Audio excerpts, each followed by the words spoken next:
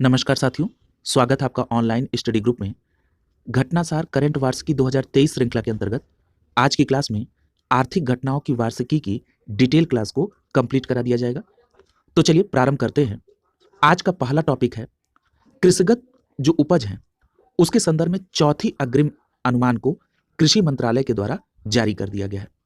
याद रखिएगा, ये जो फसल वर्ष 2021-22 है, इसके दौरान जो देश में प्रमुख कृषिगत उपज है उसके संदर्भ में चौथा अग्रिम अनुमान कृषि एवं किसान मंत्रालय के द्वारा 17 अगस्त 2022 को जारी कर दिया गया। और इस अनुमान में बताया गया कि 2021-22 में देश में खाद्यान्नों का जो कुल उत्पादन है वो 315.72 मिलियन टन के रिकॉर्ड स्तर पर रहा है। इस डेटा को आप निश्चित तौर पर याद रखेंगे। और इस 2021-22 के वर्ष में चावल, मक्का, दलहन, तिलहन, सरसों और गन्ने का जो उत्पादन है वो रिकॉर्ड स्तर पर रहने का अनुमान लगाया गया है। यहां पर एक चार्ट दिया गया है, आपको चार्ट के माध्यम से एक ही जगह सभी डेटा उपलब्ध हो जाएगा। देखिए, यहां पर हेडिंग में लिखा है कि चौथे अग्रिम अनुमानों के तहत 2021-22 में प्रमुख फसलों के उत्पादन अनुमान निम्नलिखित हैं। अगर हम कुल खाद्यान्न की बात करें उत्पादन की, तो अभी आपने पढ़ा था 315.72 मिलियन टन, जो कि एक रिकॉर्ड है। इसी प्रकार अगर आप चावल को देखें तो चावल का उत्पादन 130.29 मिलियन टन, ये भी रिकॉर्ड स्तर पर। गेहूं का उत्पादन 106.84 मिलियन टन। देखिए, जिनका उत्पादन रिकॉर्ड स्तर पर रहने का अनुमान है वो आप निश्चित तौर पर ध्यान में रखेंगे, और बाकी गेहूं जैसे जो महत्वपूर्ण खाद्यान्न है इसके भी डेटा को आप ध्यान में रखेंगे। अगला है पौष्टिक और मोटे अनाज से संदर्भित, इसका उत्पादन 50.90 मिलियन टन होने का अनुमान है। यदि हम मक्का की बात कर लें तो मक्का रिकॉर्ड स्तर पे 33.62 मिलियन टन उत्पादन। दलहन की बात करें तो ये भी रिकॉर्ड स्तर पर 27.69 मिलियन टन। अरहर की बात कर लें तो 4.34 मिलियन टन। वहीं अगर हम चना की बात करें तो चना भी रिकॉर्ड उत्पादन पर है 13.75 मिलियन टन। अगर हम बात करें तिलहन की तो ये भी रिकॉर्ड उत्पादन में है 37.70 मिलियन टन। सोयाबीन का उत्पादन 12.99 मिलियन टन। और अगर हम बात करें रेपसीड एवं सरसों की तो इसका भी रिकॉर्ड उत्पादन 11.75 मिलियन टन। मूंगफली का उत्पादन 10.11 मिलियन टन। कपास का 31.20 मिलियन गांठें, और जो प्रत्येक गांठ होगी वो 170 किलोग्राम की है इसमें। यदि हम जूट और मेस्ता की बात कर लें तो ये 10.32 मिलियन गांठें, और इसमें जो प्रत्येक गांठ होगी वो 180 किलोग्राम की होगी। अगर हम गन्ना की बात कर लें तो गन्ना का भी उत्पादन रिकॉर्ड स्तर पर है, ये 431.81 मिलियन टन। क्लियर? इस प्रकार आपने ये जो कृषिगत उपज थी जिसका अनुमान 2021-22 का ये चौथा अग्रिम अनुमान था, इसमें हर एक फसल के उत्पादन को एक जगह आपने देख लिया। अब अगले टॉपिक की तरफ चलते हैं। अगला टॉपिक है विदेशों से मनी ऑर्डर प्राप्त करने में भारत शीर्ष स्थान पर है। याद रखिएगा, भारत को 2021 में विदेशों से मनी ऑर्डर के रूप में मिले धन की अगर बात कर लें तो वो है 87 अरब डॉलर। याद रखेंगे, और इस मामले में वो शीर्ष स्थान पर है। यानी 2021 में विदेशों से जो मनी ऑर्डर के रूप में धन प्राप्त हुआ वो था 87 अरब डॉलर, और इस प्रकार वो इस मामले में शीर्ष स्थान पर है। कौन? भारत की बात हो रही है। अब यहां पर एक बात और याद रखिएगा कि WHO की जो शरणार्थियों और प्रवासियों पर जो पहली रिपोर्ट है वो जुलाई 2022 में जारी की गई। उसमें यह भी बताया गया कि आज दुनिया में प्रत्येक 8 में से एक व्यक्ति यानी करीब 1 अरब लोग प्रवासी हैं। क्लियर है? तो यह भी बात याद रखेंगे कि दुनिया में प्रत्येक 8 में से एक व्यक्ति प्रवासी है, और इस प्रकार अगर टोटल आंकड़ा देखा जाए तो करीब 1 अरब प्रवासी है। यहां पर एक बात ध्यान रखिएगा, अगर हम डॉलर के रूप में विदेशों से प्राप्त मनी ऑर्डर की बात करें तो इसमें भारत का शीर्ष स्थान था। कितनी धनराशि मिली थी? 87 अरब डॉलर। उसके बाद आप देखेंगे चीन का नाम आता है, फिर मैक्सिको का। टॉप 3 नाम आपको जरूर याद रखना है। इसके बाद चौथे नंबर पर फिलीपींस है और 5वें नंबर पर मिस्र है। यहां पर एक बात और ध्यान रखिएगा कि इस रिपोर्ट के अनुसार 2021 में अभी आपने जाना कि भारत को 87 अरब डॉलर मिला है, और इस प्रकार भारत निम्न और मध्यम आय वाले देशों की श्रेणी में शीर्ष पर है। क्लियर? यह बात भी बिल्कुल स्पष्ट आपको ध्यान में रखनी है। अब यहां पर आपको परीक्षा के दृष्टिकोण से क्या ध्यान में रखना है? इस रिपोर्ट के अनुसार अगर हम स्रोत की बात कर लें तो अमेरिका धन प्रेषण का इस अवधि में सबसे बड़ा स्रोत है। तो याद रखेंगे कहां से सबसे ज्यादा पैसा आया, तो वो है अमेरिका, उसके बाद संयुक्त अरब अमीरात है, उसके बाद सऊदी अरब है और उसके बाद स्विट्जरलैंड है। क्लियर है? यानी स्रोत की बात हो रही है कि ये जो पैसा आया है इन देशों में मनी ऑर्डर के रूप में विदेशों से, उसमें स्रोत सबसे बड़ा कहां पर है, तो धन प्रेषण की इस अवधि में जो सबसे बड़ा स्रोत है वो है अमेरिका, दूसरे नंबर पे संयुक्त अरब अमीरात, तीसरा है सऊदी अरब और चौथे नंबर पे स्विट्जरलैंड है। याद रखिएगा 2021 में आर्थिक सुधार ने 2020 में देखे गए प्रेषण प्रवाह के लचीलेपन का अनुसरण किया, जो कि सबसे गहरी वैश्विक मंदी के कारण मामूली तौर पर 1.7% घटकर 549 बिलियन अमेरिकी डॉलर हो गया है। यानी अगर हम टोटल देख रहे हैं धन प्रेषण, तो इसका प्रवाह 1.7% घटा है पिछले बार की तुलना में, और वो टोटल अमाउंट कितना है 549 बिलियन अमेरिकी डॉलर, और भारत में कितना आया है 87 अरब डॉलर। अगला देखिए, अगला टॉपिक है जवाहरलाल नेहरू पोर्ट बना भारत का पहला 100% लैंडलॉर्ड मॉडल वाला बंदरगाह। याद रखिएगा 22 जुलाई 2022 को जवाहरलाल नेहरू पोर्ट भारत का पहला बड़ा बंदरगाह बना जहां पर 100% लैंडलॉर्ड पूर्ण स्वामी बंदरगाह मॉडल लागू हो गया है, जिसमें सभी गोदियों का संचालन पब्लिक प्राइवेट पार्टनरशिप मॉडल पर किया जा रहा है। अब यह समझने की आवश्यकता है कि जो 100% लैंडलॉर्ड मॉडल है ये क्या है मॉडल।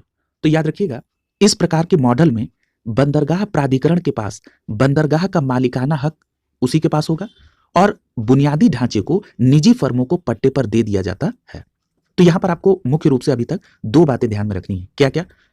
कि भारत का पहला 100% लैंडलॉर्ड मॉडल वाला बंदरगाह कौन सा है, तो याद रखिएगा जवाहरलाल नेहरू पोर्ट।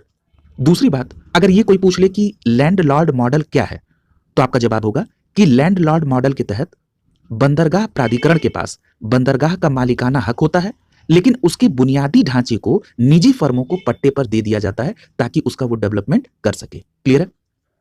अब अगला फैक्ट देखिए, याद रखिएगा नवी मुंबई स्थित जेएनपी देश के अग्रणी कंटेनर बंदरगाहों में से एक है।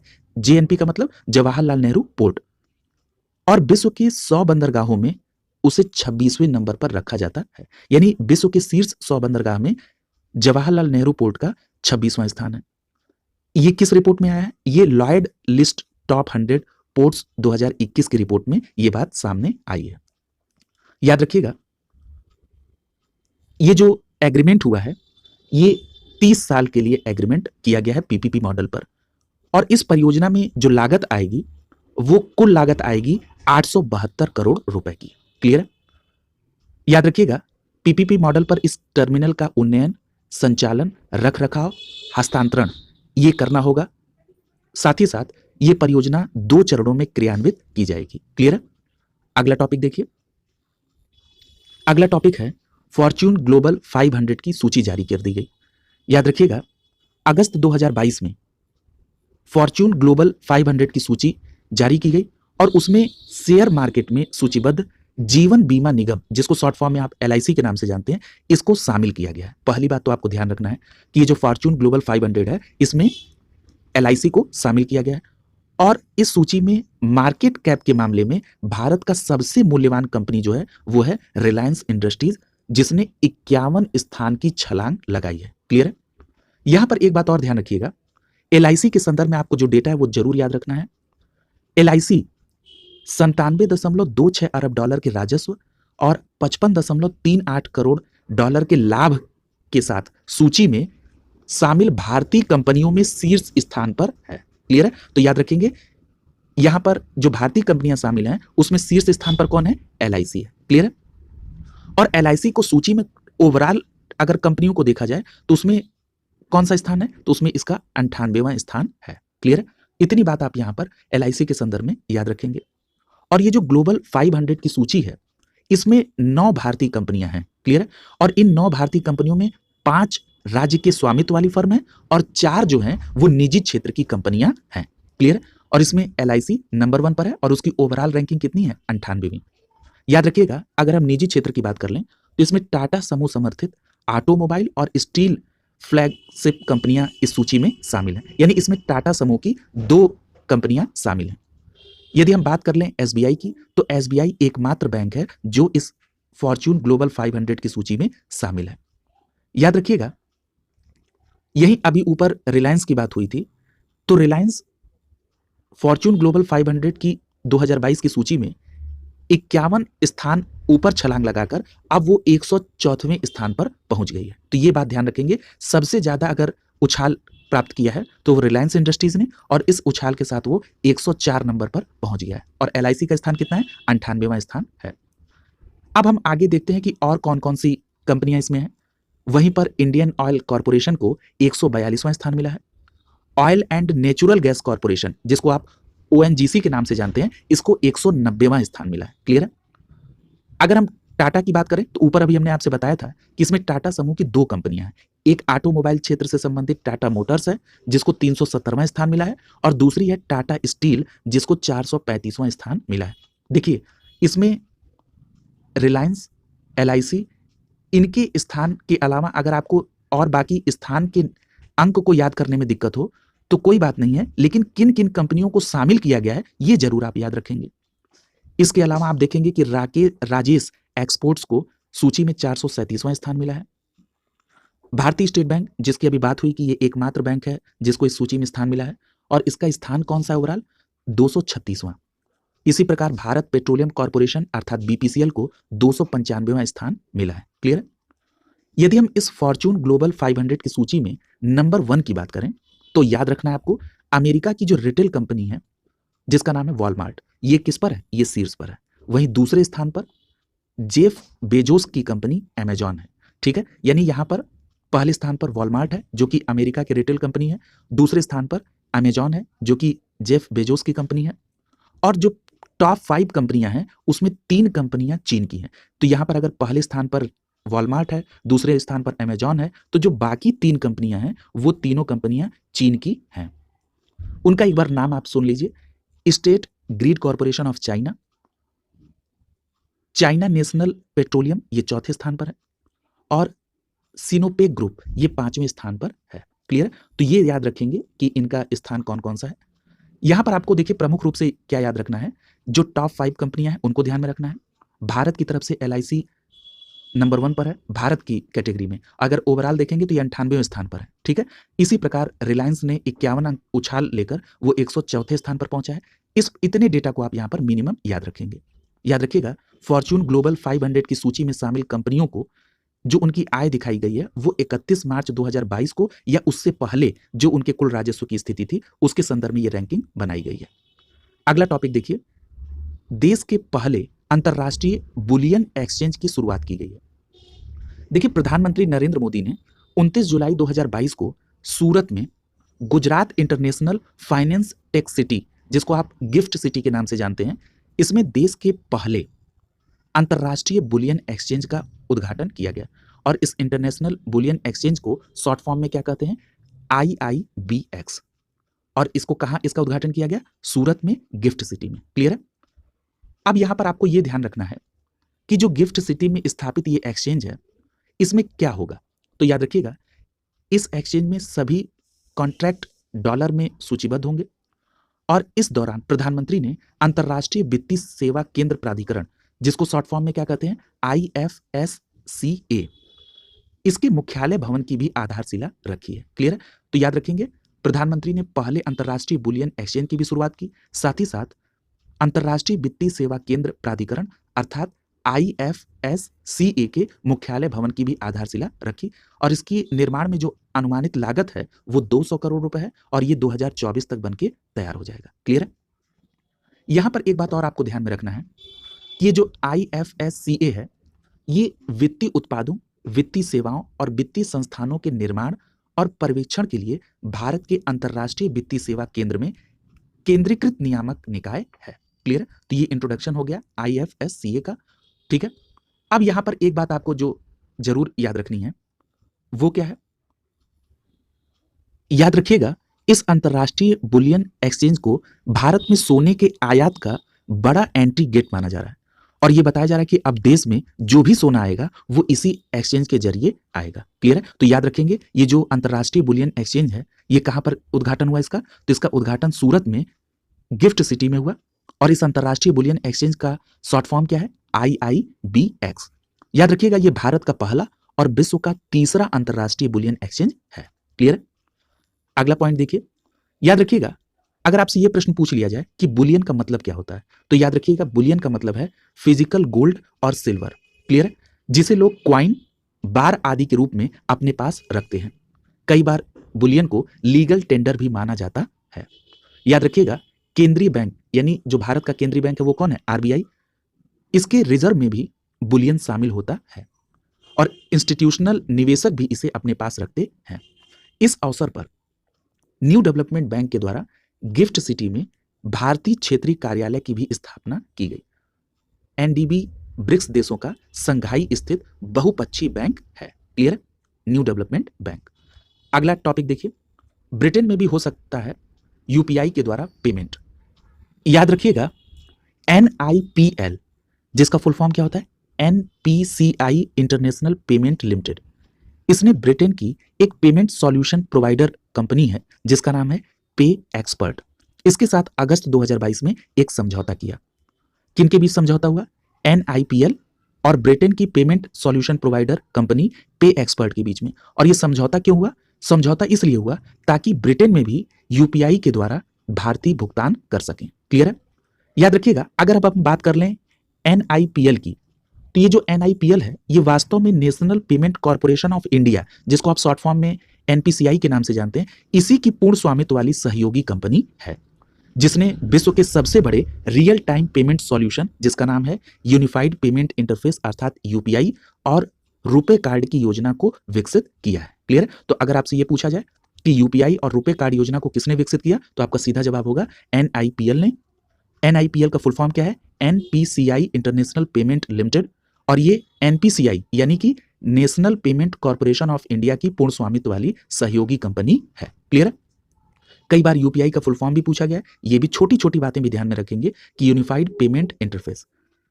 याद रखिएगा अगर हम UPI की बात कर लें तो UPI विश्व में सबसे सफल रियल टाइम पेमेंट अर्थात RTP प्रणाली में से एक मानी जाती है। यदि हम एक आंकड़ा देखें तो 2021 में इसके जरिए $940 बिलियन के 39 अरब ट्रांजैक्शन हुए हैं। क्लियर है? यानी UPI के माध्यम से 2021 में $940 बिलियन का ट्रांजैक्शन हुआ है और जो कुल ट्रांजैक्शन की संख्या है वो कितनी है? 39 अरब। और भारत के सकल घरेलू उत्पाद में यानी GDP में अगर इसके योगदान को देखें तो ये 31% है। ये बहुत महत्वपूर्ण डेटा है, इसको आप याद रखेंगे। और अगर हम रुपए की बात करें तो रुपए घरेलू स्तर पर विकसित वैश्विक कार्ड पेमेंट नेटवर्क है और अब तक 700 करोड़ रुपए कार्ड जारी किए जा चुके हैं। क्लियर है?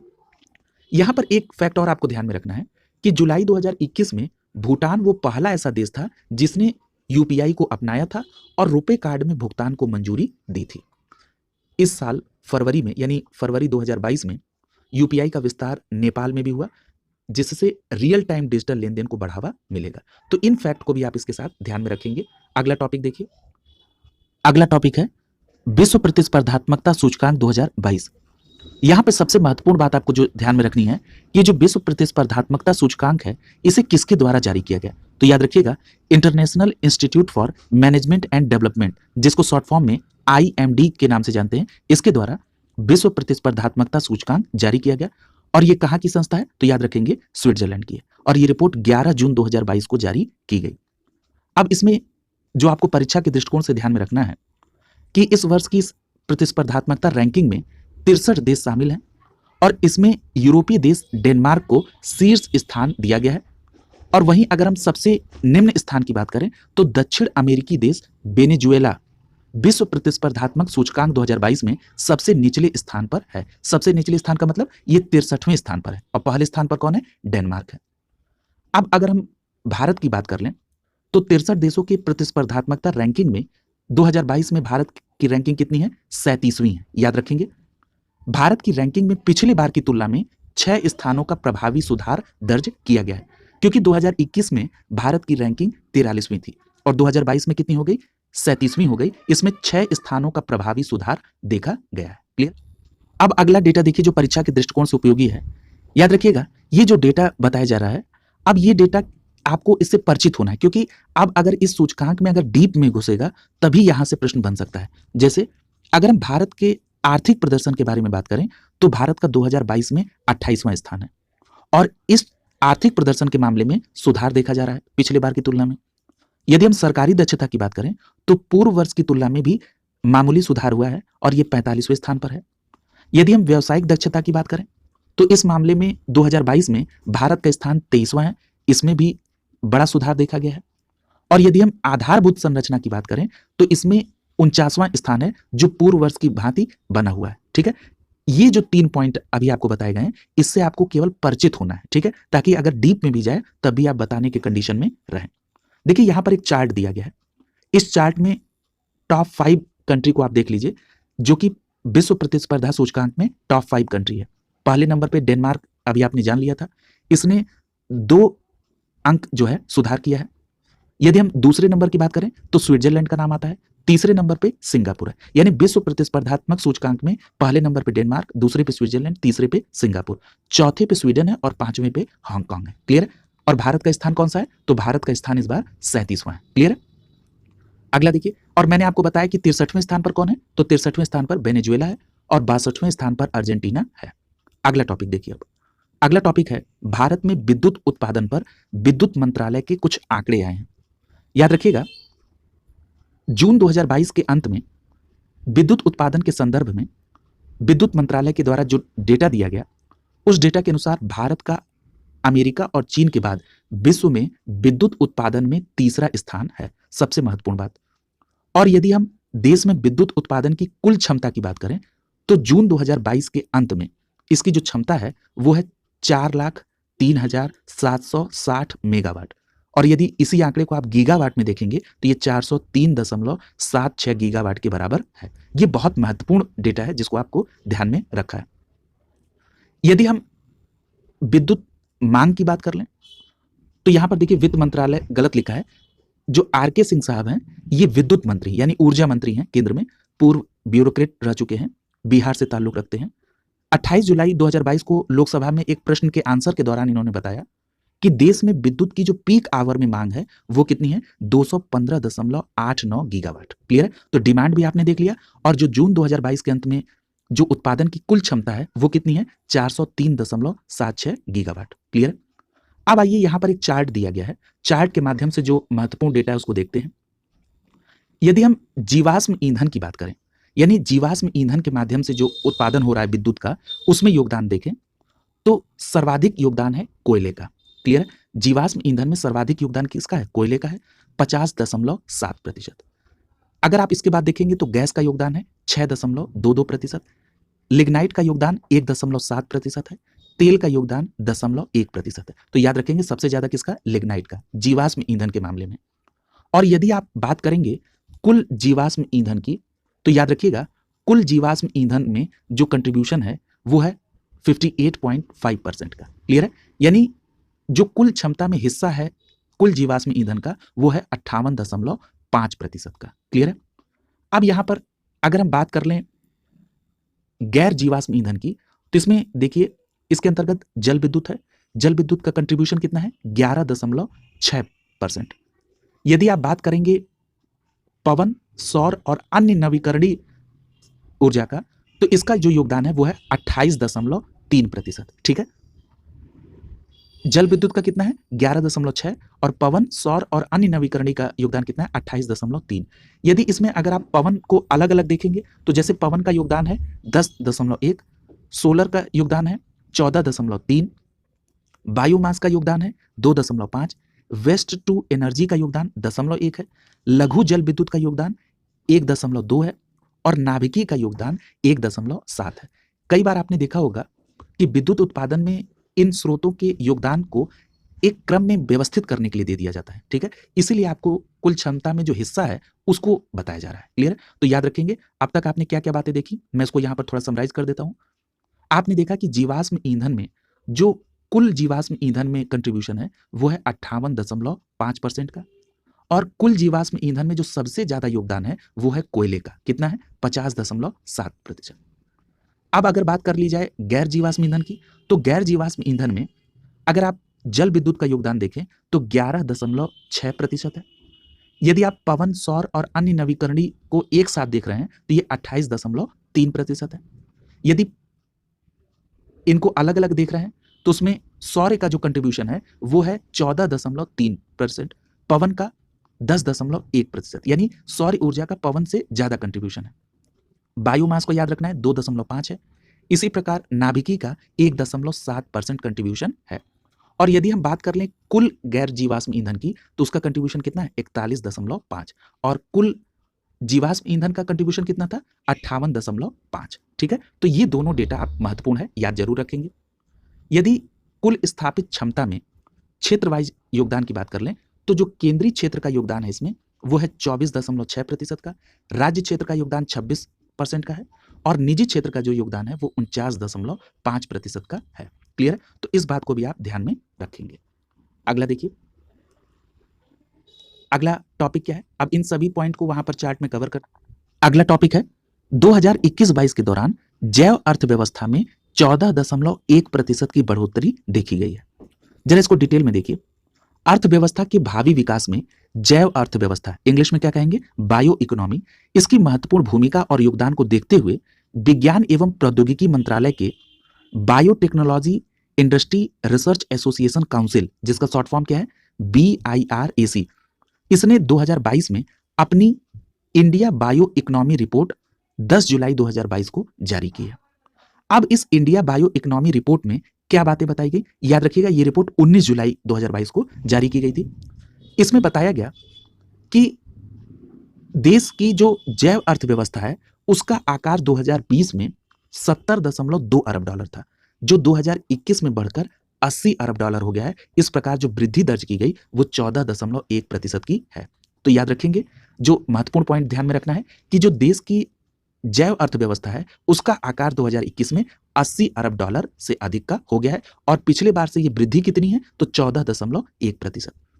याद रखिएगा, इसमें जो अनुमान लगाया जा रहा है कि 2025 तक जैव अर्थव्यवस्था का आकार $150 अरब हो जाएगा।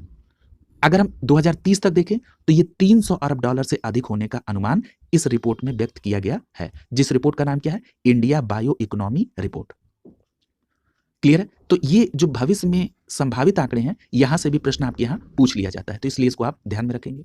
अगला पॉइंट देखिए, वर्ष 2021 के दौरान जैव अर्थव्यवस्था का जो औसत दैनिक उत्पादन था वो कितना रहा, $219 मिलियन। ये भी बात आप ध्यान में रखेंगे। क्लियर है, और जिससे पूरे वर्ष में अभी आपने पढ़ा कितना योगदान रहा, $80.1212 अरब का। क्लियर है, यानी पूरे वर्ष 2021 में जो योगदान रहा वो अभी आपने पढ़ा था $80 अरब, और अगर आप औसतन देखेंगे दैनिक उत्पादन तो वो है $219 मिलियन का।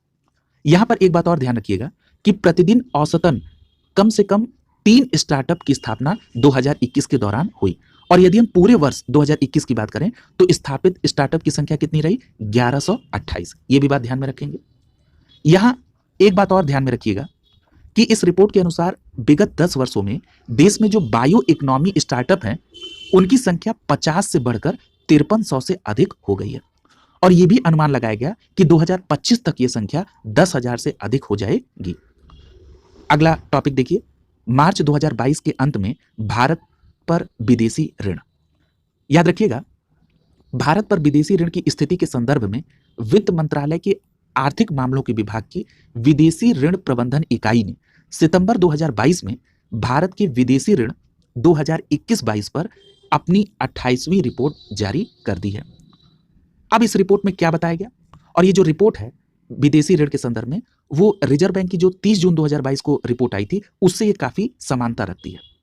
अब ये जो रिपोर्ट आई है वित्त मंत्रालय के अधीन जो आर्थिक मामलों के जो विदेशी ऋण प्रबंधन इकाई की रिपोर्ट है, इसमें बताया गया कि मार्च 2022 के अंत में भारत पर कुल विदेशी ऋण $620.7 अरब था। ये बिल्कुल क्लियर कट याद रखेंगे कि मार्च 2022 के अंत तक भारत पर जो कुल विदेशी ऋण था वो $620.7 अरब था। क्लियर है, यहां पर एक बात और ध्यान रखिएगा कि अगर हम पिछले बार से तुलना करें तो पिछले बार से इसमें $47 अरब की वृद्धि देखी गई है, और ये वृद्धि प्रतिशत में कितनी होगी तो 8.2%। क्लियर है, एक एक फैक्ट यहां पर जो आपको बताया जा रहा है ये बहुत महत्वपूर्ण फैक्ट है जिनको आपको जरूर ध्यान में रखना है। क्लियर, अगला देखिए, याद रखिएगा मार्च 2022 के अंत तक भारत में जो कुल विदेशी ऋण है वो जीडीपी का कितना प्रतिशत है? तो याद रखिएगा ये जीडीपी का 19.9% है। यानी मार्च 2022 के अंत तक जो भारत का कुल विदेशी ऋण 620.7 अरब डॉलर है, ये जीडीपी का 19.9% बैठता है। क्लियर है? और अगर हम इसको पूर्व वर्ष से देखें तो पूर्व वर्ष के अंत में ये 21.1 था, लेकिन आपको इस बार का ध्यान में रखना है। याद रखिएगा यदि हम मार्च 2021 की तुलना में मार्च 2022 के अंत में अगर हम दीर्घकालिक ऋण की बात करें तो उसमें 5.6% की वृद्धि हुई है और अल्पकालिक ऋण में 20.3% की वृद्धि दर्ज हुई है। क्लियर? तो देखिए इसमें आपको प्रश्न कैसे पूछ सकता है, जरूरी नहीं कि आपसे डेटा ही पूछ लिया जाए, आपसे यह भी पूछा जा सकता है कि मार्च 2022 में पिछले वर्ष की समान अवधि के दौरान दीर्घकालिक ऋण में अल्पकालिक ऋण की अपेक्षा ज्यादा वृद्धि दर्ज की गई है, यह कथन सही है या गलत है? तो यह कथन गलत हो जाएगा। क्यों? क्योंकि दीर्घकालिक ऋण में 5.6% की वृद्धि और अल्पकालिक ऋण में 20.3% की वृद्धि दर्ज की गई है। क्लियर? तो प्रश्न को इस प्रकार भी पूछा जा सकता है। अब यहां पर अगर हम मार्च 2022 के अंत तक कुल विदेशी ऋण में दीर्घकालिक ऋण के अगर हिस्से की बात कर लें तो यह है 80.4%। यानी जो कुल विदेशी ऋण है जो 620.7 अरब डॉलर है उसमें दीर्घकालिक ऋण 80.4% है और अल्पकालिक ऋण का भाग कितना है? 19.6%। क्लियर है? और वृद्धि के मामले में पिछले बार की तुलना में दीर्घ ऋण में 5.6% की वृद्धि और अल्पकालिक ऋण में 20.3% की वृद्धि हुई है। इन दोनों डेटा को आप बिल्कुल ध्यान से समझेंगे। क्लियर है? अब अगर हम बात कर लें कि ये जो रिपोर्ट आई है इस रिपोर्ट के अनुसार अगर हम विदेशी ऋण में मुद्रा की भूमिका को देखें तो सबसे ज्यादा इसमें डॉलर है, फिर भारतीय रुपए है, उसके बाद एसडीआर है, फिर जापानी येन है और फिर यूरो का प्रतिशत आता है। ये देश के कुल विदेशी ऋण में इन मुद्राओं का योगदान बताया जा रहा है, जिसमें डॉलर सबसे ज्यादा 53.2% है, दूसरे नंबर पे रुपए है। अब यहां पर एक बात और आपको ध्यान में रखना है कि मार्च 2022 के अंत में देश में आरक्षित विदेशी मुद्रा कोष कुल विदेशी ऋण के 97.8% थे। यह भी बहुत महत्वपूर्ण है कि मार्च 2022 के अंत तक देश में जो आरक्षित विदेशी मुद्रा कोष थे वो कुल विदेशी ऋण के 97.8% थे, जो एक वर्ष पूर्व मार्च 2021 के अंत में 100.6% था। क्लियर? इतनी डेटा को आप इसमें इस रिपोर्ट के अंतर्गत ध्यान में रखेंगे। एक बार की जगह पर जब आप इसको 2 बार 3 बार रिवाइज करेंगे तो फैक्ट्स आपके ध्यान में आने लगेंगे। क्लियर है? यहां पर एक पॉइंट और आप ध्यान में रखेंगे कि क्रॉस कंट्री परिपेक्ष में यदि भारत का विदेशी ऋण देखेंगे तो यह मामूली है और विश्व स्तर पर भारत की इस मामले में रैंकिंग कितनी है? 23वीं रैंकिंग है। यह बात भी आप ध्यान में रखेंगे।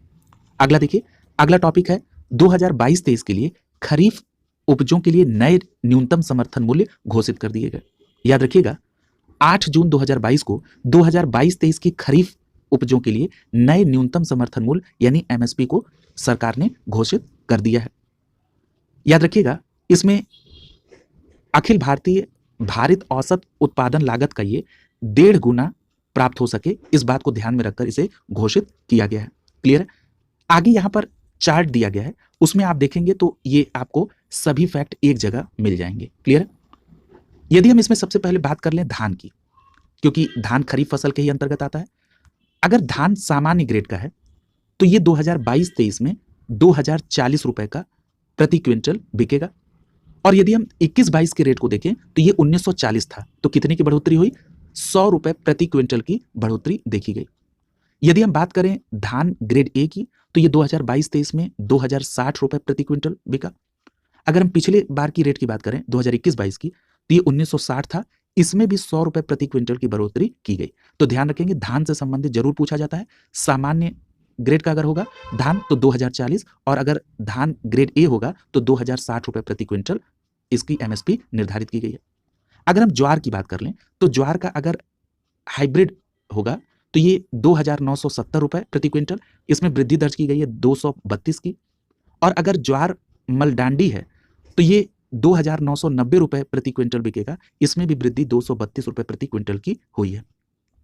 अगर हम बात कर लें बाजरा की तो बाजरा 2022-23 में 2350 रुपए प्रति क्विंटल एमएसपी निर्धारित है, इसमें 100 रुपए प्रति क्विंटल की बढ़ोतरी हुई है। रागी की बात करें तो 3578 रुपए प्रति क्विंटल इसमें 201 रुपए प्रति क्विंटल की बढ़ोतरी हुई है। मक्का बहुत महत्वपूर्ण है, 1962 रुपए प्रति क्विंटल एमएसपी निर्धारित हुई है 2022-23 के लिए, और इसमें 92 रुपए प्रति क्विंटल की बढ़ोतरी हुई है। तूर अर्थात अरहर की बात करें तो 6600 रुपए प्रति क्विंटल एमएसपी, जो कि पिछले बार से 300 रुपए की वृद्धि के साथ है ये। मूंग की बात कर लें तो 7755 रुपए प्रति क्विंटल, इसमें 480 रुपए प्रति क्विंटल की बढ़ोतरी हुई है। उड़द की बात करें तो ये भी तूर अर्थात अरहर के समान 6600 रुपए प्रति क्विंटल इसकी एमएसपी निर्धारित है, इसमें भी 300 रुपए की वृद्धि हुई है प्रति क्विंटल। मूंगफली की बात करें तो 5850 रुपए प्रति क्विंटल, इसमें भी 300 रुपए प्रति क्विंटल की बढ़ोतरी हुई है। सूरजमुखी बीज की बात करें तो इसमें 6400 रुपए प्रति क्विंटल इसकी एमएसपी निर्धारित है, वृद्धि हुई है 385 रुपए प्रति क्विंटल। यदि हम सोयाबीन पीली की बात करें तो इसकी एमएसपी निर्धारित हुई है 4300 रुपए प्रति क्विंटल और 350 रुपए प्रति क्विंटल की बढ़ोतरी हुई है। तिल की बात करें तो ये 7830 रुपए प्रति क्विंटल इसकी एमएसपी है और इसमें बढ़ोतरी हुई है 523 रुपए प्रति क्विंटल की, और ये सर्वाधिक बढ़ोतरी हुई है इसमें जितने नाम लिखे हैं। अगला है नाइजर सीड, इसकी एमएसपी 7287 निर्धारित है, इसमें 357 रुपए प्रति क्विंटल की बढ़ोतरी है। यदि हम कपास मध्यम रेशा की बात करें तो 6080 रुपए प्रति क्विंटल, इसमें 354 रुपए प्रति क्विंटल की वृद्धि हुई है। और कपास लंबा रेशा की अगर हम बात करें तो इसकी जो एमएसपी निर्धारित है वो है 6380 रुपए प्रति क्विंटल, और इसमें जो वृद्धि दिखी है वो 355 रुपए प्रति क्विंटल की। तो आपने देखा कि इसमें जो नाम दिए गए हैं उपज के, उसमें सर्वाधिक जो प्रति क्विंटल वृद्धि है वो तिल की है, और उसके बाद किसकी वृद्धि है तो दूसरे नंबर पे आप देखेंगे कि मूंग की 480 रुपए प्रति क्विंटल की सर्वाधिक बढ़ोतरी देखी गई है। अगला देखिए, याद रखिएगा खरीफ फसल के लिए 2022-23 के लिए जो नए न्यूनतम समर्थन मूल्य की घोषणा की गई है, इसकी घोषणा करते हुए दूरगामी महत्व की एक संस्तुति भी की गई। क्या संस्तुति है कि केवल लघु और सीमांत किसानों से ही धान की खरीद कृषिगत लागत एवं मूल्य आयोग ने की है। क्लियर? यानी कृषिगत लागत एवं मूल्य आयोग, जिसको आप शॉर्ट फॉर्म में CACP कहते हैं, इसने एक संस्तुति की है कि केवल लघु और सीमांत किसानों से ही धान की खरीद की जाए। क्लियर है? ये बात भी बहुत इंपॉर्टेंट है जिसको आपको ध्यान में रखना है।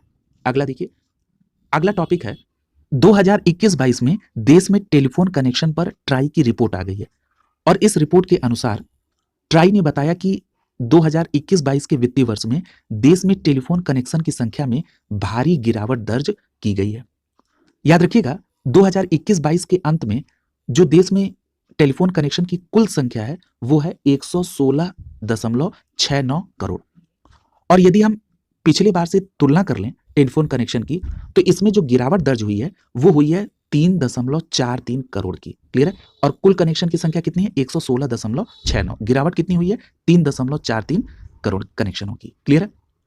अब अगला कौन सा डेटा महत्वपूर्ण है, याद रखिएगा टेलीफोन कनेक्शनों की संख्या में गिरावट के चलते एक वर्ष में देश में टेली डेंसिटी में भी गिरावट दर्ज की गई है, और नए आंकड़े के अनुसार मार्च 2022 के अंत तक देश में टेली डेंसिटी 84.88% थी। ये भी ध्यान रखेंगे। अब आपके दिमाग में एक प्रश्न उठ रहा होगा कि टेली डेंसिटी क्या होता है, तो याद रखिएगा टेली डेंसिटी से मतलब है कि 100 व्यक्तियों पर टेलीफोन कनेक्शन की संख्या से है। क्लियर? और एक वर्ष में पिछले बार ये 88.17 थी और इस बार कितनी आ गई है तो इस बार टेली डेंसिटी 84.88% हो गई है। क्लियर है? अब यहां पर आपको परीक्षा के दृष्टिकोण से जो ध्यान में रखना है कि ये जो टेली डेंसिटी है इसमें सर्वाधिक टेली डेंसिटी दिल्ली में थी, और अगर हम न्यूनतम की बात करें तो न्यूनतम टेली डेंसिटी बिहार में दर्ज की गई है। इस फैक्ट को भी आप ध्यान में रखेंगे। क्लियर है? अगला देखिए, अब अगली बात जो हो रही है वो हो रही है मोबाइल फोन की। तो जो मोबाइल फोन सेवा है उसमें सार्वजनिक क्षेत्र की हिस्सेदारी 10.24% की है, और जो प्राइवेट सेक्टर है उसकी हिस्सेदारी कितनी है, उसकी हिस्सेदारी 89.76% की है।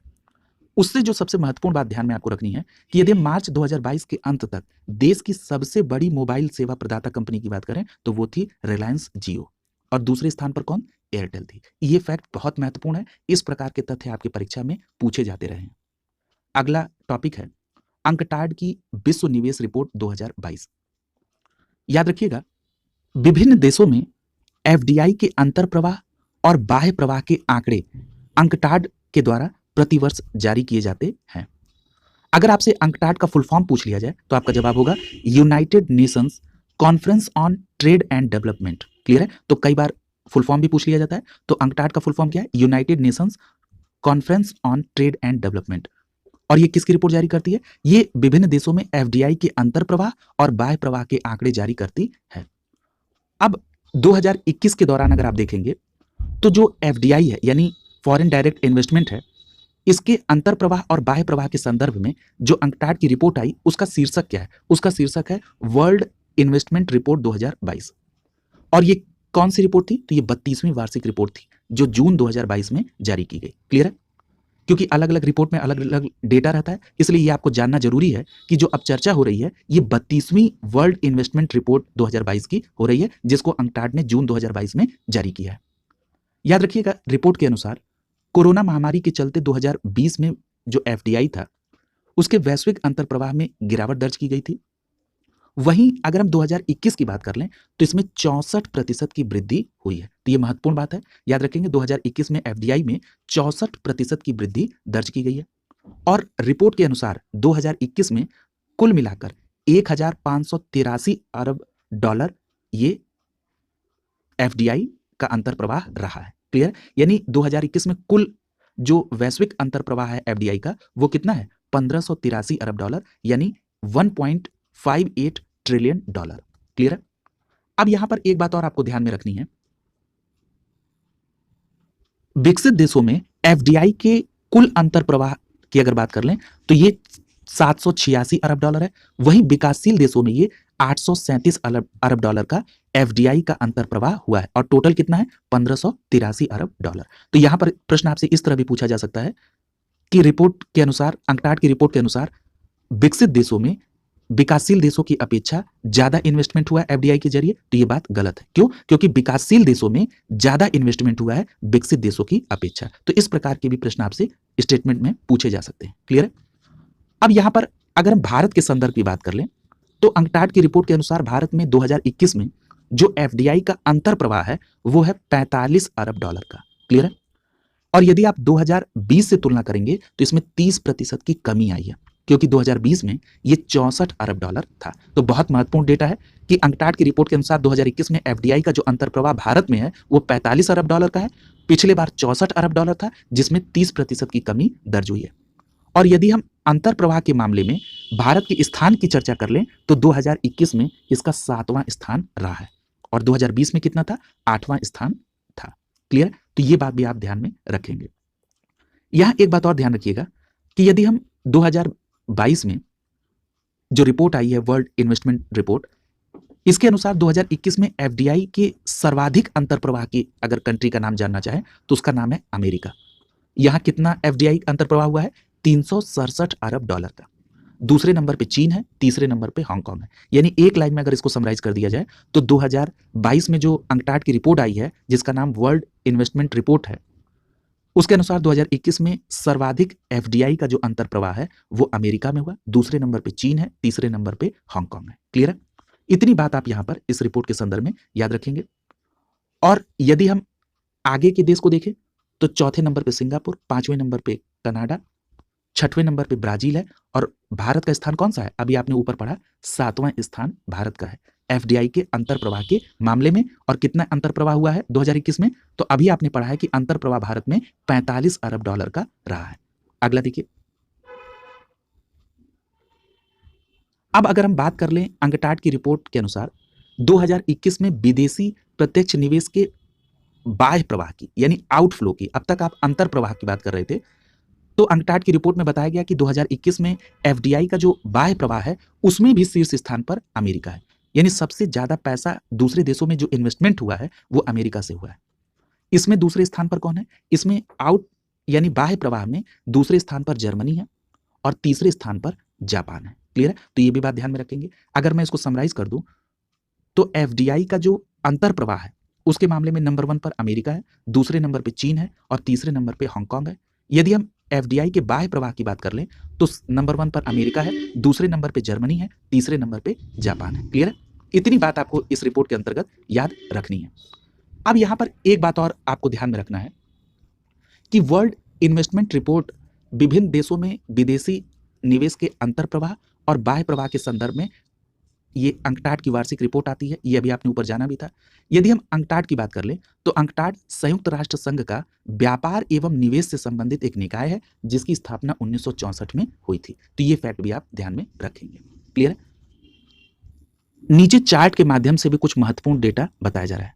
देखिए यहां पर जो पहला चार्ट है इसके माध्यम से बताया जा रहा है कि एफडीआई के पहले 5 स्रोत कौन से हैं भारत में, यानी भारत में किन देशों से सर्वाधिक निवेश आया है, ऐसे टॉप 5 देश कौन से हैं। तो याद रखिएगा इस मामले में सिंगापुर नंबर 1 पर है, यानी भारत में एफडीआई लेकर आने वाले देशों में सिंगापुर पहले स्थान पर है, दूसरे स्थान पर अमेरिका है, तीसरे स्थान पर मॉरिशस है, चौथे स्थान पर नीदरलैंड है और 5वें स्थान पर स्विट्जरलैंड है। बहुत इंपॉर्टेंट फैक्ट है जिसको आपको बिल्कुल रटा होना चाहिए। यदि भारत में एफडीआई प्राप्त करने वाले 5 प्रमुख क्षेत्र की बात कर ली जाए तो देखिए जरा, इसमें नंबर 1 पर सबसे ज्यादा किस क्षेत्र ने एफडीआई हासिल किया है, तो वो है कंप्यूटर सॉफ्टवेयर और हार्डवेयर के क्षेत्र ने। दूसरे नंबर पे सेवा क्षेत्र है, यानी तृतीय क्षेत्र, जिसमें वित्त, बैंकिंग, बीमा, आउटसोर्सिंग, कुरियर ये सभी शामिल होते हैं। तो सेवा क्षेत्र एफडीआई हासिल करने वाले क्षेत्रों में दूसरे स्थान पर रहा। तीसरे स्थान पर ऑटोमोबाइल उद्योग, चौथे स्थान पर व्यापार और 5वें स्थान पर निर्माण गतिविधियां शामिल हैं। ठीक है, तो आपने ये देखा कि एफडीआई जो आया है वो किन किन क्षेत्रों में ज्यादा है, तो सबसे ज्यादा कंप्यूटर सॉफ्टवेयर और हार्डवेयर के क्षेत्र में आया है। अब यहां पर एक बात और ध्यान रखिएगा, यदि ये पूछ लिया जाए आपसे कि सर्वाधिक एफडीआई प्राप्त करने वाले टॉप 5 राज्य कौन कौन से हैं, तो याद रखिएगा सबसे ज्यादा एफडीआई प्राप्त किया कर्नाटक ने। देश में कुल एफडीआई में जो प्रतिशत योगदान है इसका वो है 37.55। दूसरे स्थान पर जो राज्य है वो है महाराष्ट्र, तीसरे स्थान पर दिल्ली, चौथे स्थान पर तमिलनाडु और 5वां स्थान है हरियाणा का। क्लियर है? तो ये टॉप 5 राज्य है जिसने सर्वाधिक एफडीआई प्राप्त किया है। यहां पर नोट में एक बात बताई जा रही है कि वाणिज्य और उद्योग मंत्रालय ने 28 जुलाई 2022 को विज्ञप्ति जो जारी की, उस विज्ञप्ति के अनुसार 2021-22 के दौरान 101 देशों से विदेशी प्रत्यक्ष निवेश यानी एफडीआई भारत को प्राप्त हुआ है। वहीं 2020-21 में ये 97 देशों से प्राप्त हुआ था। इस डेटा को भी आप ध्यान में रखेंगे, ये बहुत महत्वपूर्ण टॉपिक था जिसमें कई महत्वपूर्ण डेटा आपको ध्यान में रखने होंगे। अगला टॉपिक है खाद्य सुरक्षा अधिनियम के मामले में राज्यों का प्रदर्शन सूचकांक जारी किया गया है। याद रखिएगा एनएफएसए के लिए राज्य रैंकिंग सूचकांक यानी state ranking in index for NFSA ये किसके द्वारा जारी किया गया, तो ये पीयूष गोयल जो कि केंद्रीय मंत्री हैं इनके द्वारा 5 जुलाई 2022 को जारी किया गया। अब याद रखिएगा ये जो रिपोर्ट जारी किया गया, इस सूचकांक में जो स्तंभ हैं उनकी संख्या कितनी है, 3, यानी ये 3 स्तंभों पर आधारित ये रैंकिंग दी गई है। इसमें पहला स्तंभ है एनएफएसए कवरेज, लक्ष्यीकरण और अधिनियम के प्रावधान, दूसरा है डिलीवरी प्लेटफॉर्म, तीसरा है पोषण संबंधी पहल। क्लियर? इन 3 स्तंभों के आधार पर इस सूची को बनाया गया है। नीचे चार्ट के माध्यम से आपको बताया जा रहा है कि अगर हम इसमें सामान्य श्रेणी के राज्य और केंद्र शासित प्रदेशों की बात कर लें तो इसमें टॉप 5 में कौन कौन से राज्य आते हैं। तो जो सामान्य श्रेणी के राज्य हैं उसमें नंबर 1 पर उड़ीसा है, दूसरे नंबर पे कौन है, उत्तर प्रदेश, तीसरे नंबर पे आंध्र प्रदेश, चौथे नंबर पे गुजरात और 5वें नंबर पे दादर एवं नगर हवेली है। क्लियर है? ये किस रिपोर्ट की बात हो रही है, खाद्य सुरक्षा अधिनियम के मामले में जो राज्यों का प्रदर्शन है उसके संदर्भ में, यानी खाद्य सुरक्षा अधिनियम के मामले में जो सामान्य श्रेणी है उसमें उत्तर प्रदेश का कौन सा स्थान है, दूसरा स्थान है। ये उत्तर प्रदेश स्पेशल के संदर्भ में आप याद रखेंगे। उड़ीसा नंबर 1 पर है। क्लियर है? ये भी बात ध्यान में रखेंगे। अगर हम बिहार की बात कर लें तो बिहार की रैंकिंग 7वीं है। क्लियर है? मध्य प्रदेश की रैंकिंग 6वीं है। क्लियर है? तो जिनको बिहार पीसीएस देना है वो इस रैंकिंग को ध्यान में रखेंगे। यदि हम सामान्य राज्यों और केंद्र शासित की कैटेगरी में सबसे निचला स्थान देख लें तो इसमें सबसे निचला स्थान गोवा का है, उसके ऊपर छत्तीसगढ़ है। क्लियर है? अगर हम विशेष श्रेणियों की बात कर लें, विशेष श्रेणी का मतलब पूर्वोत्तर राज्यों, हिमालयी राज्यों और द्वीपों से संबंधित जो राज्य और केंद्र शासित प्रदेश हैं उनकी अलग से रैंकिंग बनाई जाती है। इस रैंकिंग में नंबर 1 पर कौन है, त्रिपुरा है, दूसरे नंबर पे हिमाचल प्रदेश, तीसरे नंबर पे सिक्किम। यहां पर आप टॉप 3 राज्य याद रखेंगे विशेष श्रेणी में। और यदि हम विशेष श्रेणी में सबसे निचले राज्य की बात कर लें, 15वें स्थान पर लद्दाख है, यानी विशेष श्रेणी में जो सबसे निचला स्थान है वो लद्दाख का है, उसके ऊपर 14वां स्थान मेघालय का है। क्लियर है? अगला टॉपिक देखिए, अगला टॉपिक है चैनलिसिस के ग्लोबल क्रिप्टो एडॉप्शन इंडेक्स 2021 के संदर्भ में, और इसमें भारत को 21वां स्थान दिया गया है। आइए जरा इसको विस्तार में देखते हैं। याद रखिएगा क्रिप्टो एनालिटिक्स फर्म है जिसका नाम है चैनालिसिस। यदि आपसे पूछा जाए कि चैनालिसिस क्या है, तो आपका जवाब होगा कि ये एक क्रिप्टो एनालिटिक्स फर्म है और इसने मई 2022 में एक रिपोर्ट जारी की। उस रिपोर्ट का नाम क्या है? उसका नाम है ग्लोबल क्रिप्टो एडॉप्शन इंडेक्स। और इस इंडेक्स के में बताया गया कि दुनिया भर के निवेशकों ने 2021 में 162.7 बिलियन डॉलर का कुल क्रिप्टो लाभ प्राप्त किया है, जो कि 2020 में ये 32.5 बिलियन डॉलर था। क्लियर है? यहां एक बात और ध्यान रखिएगा, याद रखिएगा, चैनलिसिस के द्वारा ये लगातार दूसरा डेटा है और क्रिप्टो करेंसी परिसंपत्तियों में जो इथेरियम है वो सबसे उल्लेखनीय लाभार्थी है। यदि आप इस रिपोर्ट में देखेंगे भारत के संदर्भ में, तो भारत लगभग 1.85 बिलियन डॉलर के वास्तविक लाभ के साथ इस इंडेक्स में 21वें स्थान पर है। तो याद रखिएगा, भारत का वास्तविक लाभ कितना है? 1.85 बिलियन और इंडेक्स में वो 21वें स्थान पर है। अब प्रश्न उठता है कि क्रिप्टो लाभ के मामले में नंबर 1 पर कौन सा देश है? तो याद रखिएगा, नंबर 1 पर संयुक्त राज्य अमेरिका है और कितने बिलियन लाभ का अनुमान है? 49.95 बिलियन डॉलर का। क्लियर है? और क्रिप्टो लाभ के मामले में दूसरे स्थान पर अमेरिका के बाद यूनाइटेड किंगडम का है, तीसरा स्थान जर्मनी का है, चौथा स्थान जापान का है और पांचवा स्थान चीन का है। और भारत का स्थान कौन सा है? 21वां। ये बात यहां पर आप ध्यान में रखेंगे। अगला टॉपिक है देश का 100वां यूनिकॉर्न। इसका मतलब यह है कि भारत में 1 अरब डॉलर से अधिक मूल्य वाली स्टार्टअप का जो आंकड़ा है वो अप्रैल के अंत में 100 तक पहुंच गया है। याद रखिएगा, एक महत्वपूर्ण डेटा कि एक मोबाइल विज्ञापन कंपनी है जिसका नाम है इनमोबी, 2011 में यूनिकॉर्न का दर्जा हासिल करने वाली ये पहली भारतीय स्टार्टअप है। ठीक है, यानी यूनिकॉर्न का दर्जा प्राप्त करने वाली पहली भारतीय स्टार्टअप का नाम क्या है? इनमोबी। और ये कैसी कंपनी है? तो ये मोबाइल विज्ञापन कंपनी है। क्लियर है? तो यहां पर ये फैक्ट भी आपसे पूछा जा सकता है। और याद रखिएगा, यदि हम 100वें यूनिकॉर्न की बात कर लें, तो जो भारत का 100वां यूनिकॉर्न है वो है नियो बैंकिंग फिनटेक पोर्टल जिसका नाम है ओपन। इसने अपने मूल्य को 1 बिलियन डॉलर से अधिक तक बढ़ाने के लिए नई पूंजी जुटाई है। क्लियर है? तो ध्यान रखेंगे। यहां पर एक बात और आपको ध्यान में रखना है कि यदि हम बात कर लें नियो बैंक की, तो ये जो नियो बैंक है, ये नियो बैंक 5 वर्ष पुरानी कंपनी है और ये बेंगलुरु में स्थित है। क्लियर है? आर्थिक सर्वेक्षण 2021-22 में दुनिया का तीसरा सबसे बड़ा स्टार्टअप वाला देश है कौन? भारत। यह बात भी बताई गई कि भारत दुनिया का तीसरा सबसे बड़ा स्टार्टअप वाला देश है। किसमें? आर्थिक सर्वेक्षण 2021-22 में। सर्वेक्षण के अनुसार अमेरिका और चीन के बाद भारत तीसरे स्थान पर है और उसने इस उपलब्धि को प्राप्त करते हुए ब्रिटेन को पीछे छोड़ दिया। यह फैक्ट भी महत्वपूर्ण है।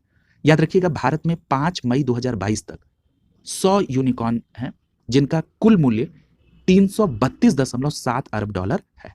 क्लियर है? अगला टॉपिक देखिए। अगला है सऊदी पेट्रो कंपनी जिसका नाम है अरामको। ये दुनिया की सबसे मूल्यवान कंपनी बन गई है। यानी सऊदी की जो पेट्रो कंपनी है जिसका नाम अरामको है, ये दुनिया की सबसे मूल्यवान कंपनी बन गई है।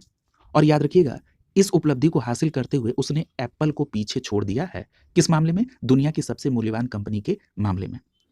यहां एक बात और ध्यान रखिएगा, ये जो बढ़त हुई है, इस बढ़त के बाद अरामको का जो बाजार पूंजीकरण है वो बढ़कर 2.42 लाख करोड़ हो गया है। क्लियर है? ये फैक्ट भी आप ध्यान में रखेंगे। और जो अरामको के लाभ में वृद्धि हुई है वो कितने प्रतिशत की हुई है? 124% की वृद्धि दर्ज की गई है। इतनी बात आपको ध्यान में रखना है। क्लियर है? अगला देखिए, अगला टॉपिक है फोर्ब्स की हाईएस्ट पेड एथलीट की सूची जारी हो गई है। याद रखिएगा, ये जो फोर्ब्स की हाईएस्ट पेड एथलीट्स 2022 की सूची जारी हुई है, इसमें शीर्ष स्थान पर लियोनेल मेसी का नाम है। याद रखिए, आप सभी जानते भी हैं कि लियोनेल मेसी जो हैं वो अर्जेंटीनियाई फुटबॉलर है और इनकी जो कुल आय है वो कितनी है? 130 मिलियन अमेरिकी डॉलर।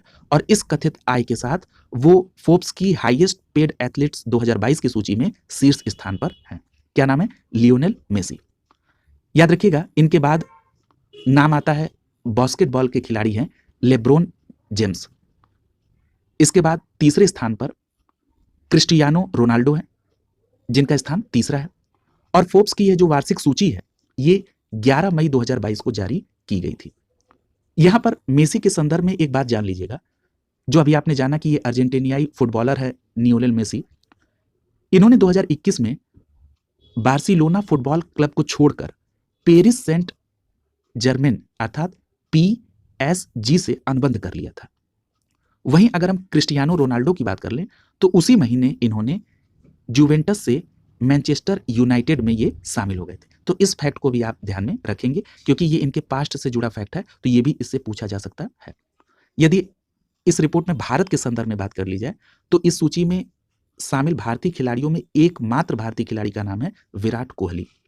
और विराट ने पिछले साल जो कमाई की है वो करीब 262 करोड़ रुपए की है, जिसमें उनको सैलरी से केवल 22 करोड़ रुपए मिला है। बाकी 240 करोड़ रुपए विराट कोहली को विज्ञापन के माध्यम से उन्होंने कमाए हैं। क्लियर है? तो इस प्रकार आपने इस फोर्ब्स की हाईएस्ट पेड एथलीट्स की सूची देखी। यहाँ पर टॉप 10 खिलाड़ियों की सूची दी गई है। टॉप 3 आपको जरूर याद रखना है, लियोनेल मेसी, लेब्रोन जेम्स और क्रिस्टियानो रोनाल्डो। क्लियर है? इस प्रकार ये जो आर्थिक घटनाओं की वार्षिकी थी उसके डिटेल क्लास को यहाँ पर कंप्लीट करा दिया गया। इस प्रकार आपका घटनासार प्रतिष्ठित मैगजीन के अंतर्गत वन लाइनर पार्ट कंप्लीट हो गया। राष्ट्रीय और अंतर्राष्ट्रीय और आर्थिकी घटनाओं की जो वार्षिकी है उसकी डिटेल क्लास भी कंप्लीट करा दी गई है। आप लोग इसको कंप्लीट कर लें, रिवीजन प्रॉपर करते रहें। शुभकामनाओं के साथ आप सभी का बहुत बहुत धन्यवाद।